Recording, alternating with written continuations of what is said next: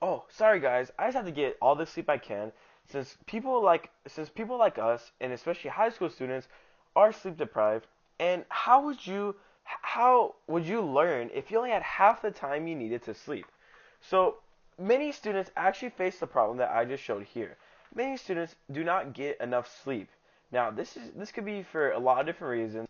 Maybe you've had homework, maybe you were playing games all night, you could be doing all these different things. But realistically, and studies have shown this, that the reason this happens is because schools start so early. Now, as you may be thinking, this is mainly the issue with teens. Since once you become a college student, most of the times you could choose your own schedule. And if you remember when you're in middle school, maybe middle school not so much, but if you remember when you're in elementary school, your parents always made you sleep early and you're always awake, no matter what time school started. So not getting enough sleep really hurts you. This is terrible since not getting enough sleep will decrease your overall health. It will make your academic performance a lot worse, and just your overall well-being is being harmed. So the so the CDC actually looked into this, and they found that only 25% of teenagers are getting the recommended 8 to 10 hours of sleep. This is mainly because of early school start times, like I just said. So, studies highlight the dangers of sleep deprivation. Of course, as you may know from personal experience, if you've had any, there could be lower grades. You just can't think in class. You cannot concentrate in class, and there are many different things. There are many different aspects of your life that are being harmed when you do not have enough sleep. Also, one thing to note, since we're really talking about teens in this instance, and since usually around sophomore year and up, which is basically more than half of your high school career, students are 16 years old and over, which means that they could drive. So there are also a lot more car accidents with teens because they are sleep deprived. And of course, many studies have shown this as it is a proven fact, and there's no hearsay about this. It's very, very proven. And you can ask anyone, you can even ask yourself, this is true. So we should really focus on getting enough sleep. And speaking about my audience, college students and professors even, so we have it harder than high school students. We have to manage collegiate level classes that are for our careers and are generally a lot harder than high school classes. And if that is from grading at night for professors to studying at night to college students or even partying, then you really don't get enough sleep.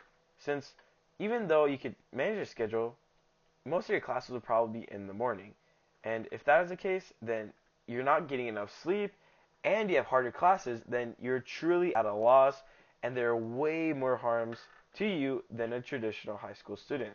Since you are you have to, you're set at such a higher bar than other students that are younger than you since you have to do harder work. So even if you think that, okay, I could get away with sleeping late every single day, then think again, because if you keep on doing this, then you might realize that you're not as socially outgoing and your academics are becoming a lot worse. So to all my college students and professors, please, please, please, and to everyone watching, please get enough sleep. So there are many solutions to fixing this. The most simple solution to fixing this is for schools to adjust their start times to no earlier than around 8:30 to 9 p.m. Now, I believe this is kind of the Goldilocks area since anytime after 8:30 to 9 p.m., then the students will really might just become lazy and it will be very difficult for parents if there's no bus availability to even drop their students off since we're talking about high school students, teens mostly. And even if they have cars, the 10:30 is just, or anything above 9, so let's say 10:30 is just too late since people first of all, school lasts too long to start at 10:30, and also that it just isn't an option since people become too lazy. So really 8:30 to 9 will be the best time for schools to start so students are the most prepared and have enough sleep. So they can come to school as a better person. Now, the American Academy of Pediatrics found that later start times, of course, led to better grades, attendance, and overall health. So, if you have any friends that you remember that always have good grades, just realize, when did they sleep? Chances are they probably slept way earlier than you did, or they studied all night. But that doesn't really matter here. But just think that, who in your life have you seen that has been the most fit, pretty smart, and they've been to school every single day? Now, for me, it was this one person in high school. He used to sleep at 9 p.m. And of course, school would start at 7:30 a.m. So he had plenty of sleep. So truly, if you just look around you, then you may, of course, there's not a lot of examples out there, but you will find an example to show that later start times lead to all these great things, because later start times leads to more sleep. So, to show that this actually works, districts like Seattle saw significant improvement in test scores and also a 20% decrease in tardiness, which is 1 in 5. So, let's say, and tardiness isn't just not being at school, it's also being late to school. So, many students also just get to school late, and 1 in 5 is pretty drastic, since that is like, let's say you have 1,000 kids being tardy every day, then 200 of those kids are now not tardy, and the rest or whatever. But really now, 20% is a lot, and that's just a baseline for up and coming district like Seattle that just implemented this some time ago. So there are a couple objections to my proposition. Some say that changing start times would disrupt bus schedules. Now, of course, this is a very reasonable complaint, but if you look into if you go in depth over how these schedules work, then you will find out that they are already staggered, and they're of course they're kind of tight, but just changing these start times to a later time will make them a lot better. Because in Beaumont, Texas, at least, uh, the younger kids actually leave school earlier, and I think they go to school earlier as well, from what I remember personally. So it's already staggered. So what dishes could do is, since this is targeting higher level kids, like teenagers in high school, instead of elementary, middle school kids, then they could just stagger the bus times even longer, actually making the bus system even better, since buses could actually get to the high school without being late for picking up the high school students after they've already dropped off the younger kids. Another objection will be that it costs too much money to make this change.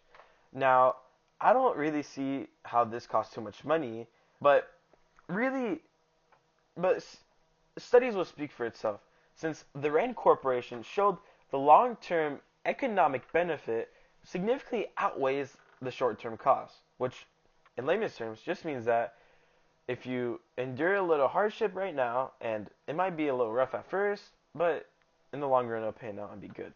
So for the visualization results is that adjusting start times of schools to be later, by adjusting the start times of school to be later, then we can create a world where students are more alert, have better mental clarity, and are generally more ready to succeed in life, and also in school, of course, since that is first, but mainly in life. So we're setting them up for success at an early age by implementing good habits, by not having to be on such a tight crunch of sleep at all times, possibly leading to caffeine addiction and other things, which is not great whatsoever. So, in conclusion, students need more sleep in order to thrive. And if we implement later start times, then we could see an increase in academic performance, mental clarity and health, and also safety because of less car crashes.